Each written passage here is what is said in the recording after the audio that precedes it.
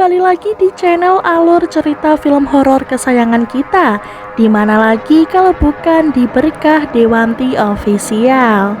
Film horor kali ini menceritakan tentang dendam kesumat seorang ibu yang tidak terima anaknya menghilang secara misterius. Gimana cerita selengkapnya? Apakah anaknya yang hilang itu akan ditemukan? Yuk langsung aja simak ceritanya. Dua orang perempuan sedang bersiap-siap akan pergi ke sebuah pesta. Mereka adalah Dinda dan sahabatnya yang bernama Kara. Tidak berapa lama Rosa dan cowoknya yang bernama Gary lalu datang. Mereka ternyata juga mengajak teman mereka yang lain. Mereka itu mau mabuk-mabukan dulu sebelum berangkat ke pesta lur. Setelah selesai mabuk-mabukan, salah satu dari mereka kemudian berusaha memperkosa Dinda di kamar mandi. Beruntungnya Dinda berhasil kabur dari apartemen Kara.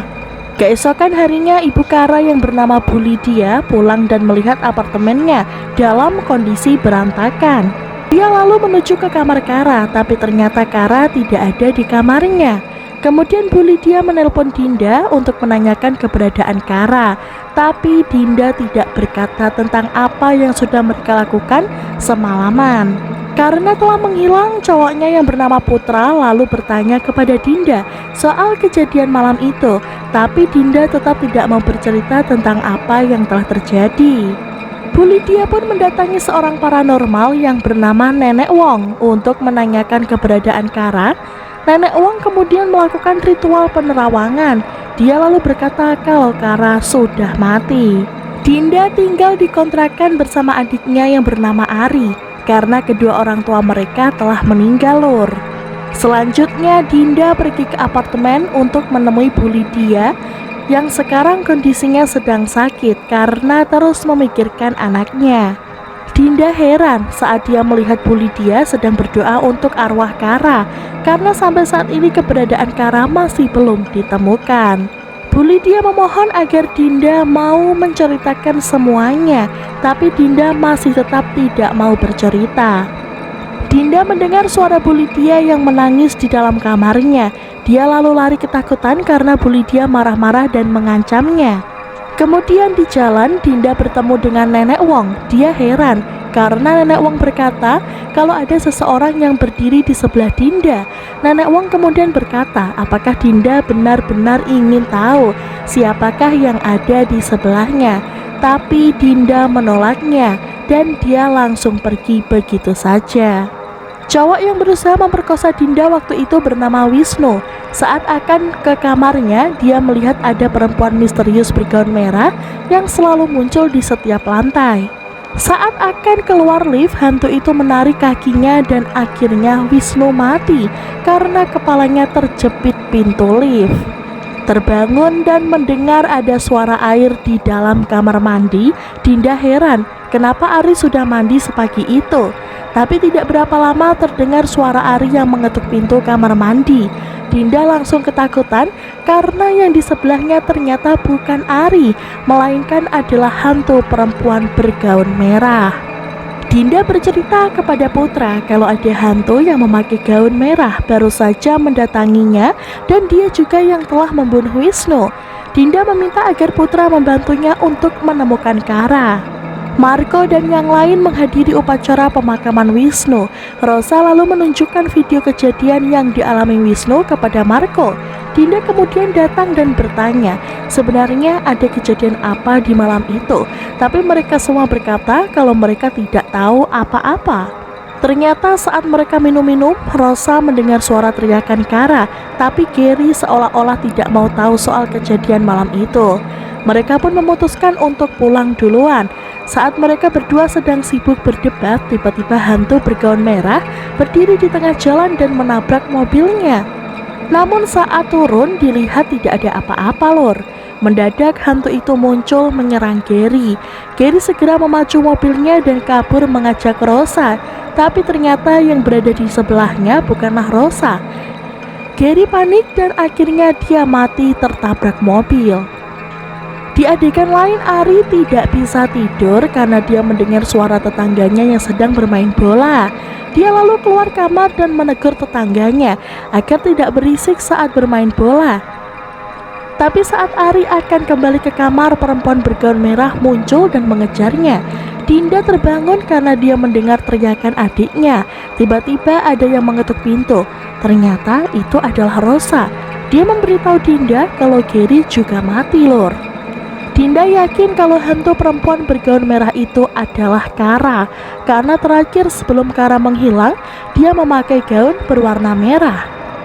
Tapi Rosa bingung kenapa Kara membunuh mereka satu persatu. Keesokan harinya Dinda menemui Nenek Wong bersama Putra dan Rosa. Nenek Wong kemudian bercerita tentang hantu dalam legenda Cina yang disebut dengan Hong Gui. Hong Gui yaitu seseorang yang bunuh diri dengan memakai gaun merah agar dia bisa kembali untuk membalaskan dendam. Nenek Wong kemudian menyuruh agar mereka segera menemukan mayat Kara atau mereka semua akan mati. Nenek Wong memulai ritual memanggil arwah Kara. Dia berkata hanya Dinda yang bisa berkomunikasi dengannya karena Dinda adalah sahabatnya yang paling dekat. Dinda akhirnya meminum air yang sudah diberi doa dan mulai memanggil Kara. Tidak berapa lama arwah Kara menunjukkan tanda-tanda kedatangannya dan Dinda tiba-tiba berada sendirian di tempat yang gelap. Dia lalu melihat malam itu karena sedang diperkosa. Saat Dinda sadar, tiba-tiba Nenek Wong kerasukan. Dia lalu menyerang Rosa, tapi Putra langsung menahannya dan Nenek Wong terjatuh dari atas gedung. Dinda dan Putra pergi ke tempat Kara untuk mencari petunjuk. Mereka heran karena pintu tidak dikunci dan ruangan dalam keadaan gelap. Dinda dan Putra lalu menuju ke kamar Kara dan melihat Bu Lydia sudah mati bunuh diri dengan menggunakan gaun merah. Di perjalanan Dinda berkata kepada Putra kalau saat di tempat Nenek Wong, dia melihat Kara diperkosa oleh Marco. Rosa yang dirawat di rumah sakit ketakutan saat Kara menelponnya. Dia seolah-olah menerima telepon dari Kara, padahal itu dari Dinda, Lur. Tiba-tiba hantu perempuan bergaun merah muncul dan menghabisi dengan sadis. Sementara itu Ari sedang kerasukan dan menyerang Dinda, tapi untungnya Dinda bisa menghentikannya. Dinda terdiam saat dia melihat air keran yang terus menetes. Dinda langsung menghubungi Putra dan mengajaknya ke tempat Kara. Dia berkata kalau dia sudah tahu di mana mayat Kara. Dinda sampai lebih dulu di tempat Kara. Dia lalu menyalakan keran air dan ada rambut yang keluar dari situ. Dinda segera pergi ke tempat tandon air di atas gedung dan akhirnya dia menemukan mayat Kara yang dibuang di dalam tandon air. Dinda mengambil kalung yang ada di tangan Kara dan ternyata itu adalah kalung milik Putra. Tiba-tiba saja Putra memukul Dinda dari belakang dan menguncinya di dalam tandon air.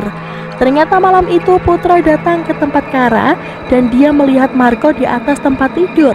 Sementara itu Kara yang habis diperkosa oleh Marco sedang di kamar mandi. Putra kemudian emosi dan mendorong Kara karena mengalami benturan keras di kepalanya dan akhirnya dia meninggal. Marco datang dan meminta agar Putra membuka tandon air karena dia tidak mau ada korban lagi. Dinda berteriak kepada Marco. Dia berkata kalau Marco telah dijebak oleh Putra. Setelah Kara meninggal, Putra meletakkan mayat Kara di samping Marco dan menuduh Marco sebagai pembunuh Kara. Mereka berdua lalu membuang mayat Kara ke dalam tandon air. Marco kemudian mengejar Putra dan akan menyelamatkan Dinda, tapi Putra tiba-tiba mendorongnya dan Marco pun akhirnya terjatuh dan mati. Seketika tandon air tiba-tiba bergetar dan berguling dan Dinda pun akhirnya keluar. Dia telah kerasukan arwah Kara. Akhirnya Dinda menyerang Putra dengan pisau, tapi saat Dinda kembali sadar, Putra tiba-tiba menusuknya. Saat Dinda dalam bahaya, Kara tiba-tiba memeluk Putra dan menariknya jatuh dari atas gedung, dan film pun berakhir. Jadi seperti itulah alur cerita dari film horor yang berjudul Perempuan Bergaun Merah. Terima kasih sudah menonton dan pastikan kalian semua sudah subscribe channel kita biar bisa update ke alur cerita film selanjutnya.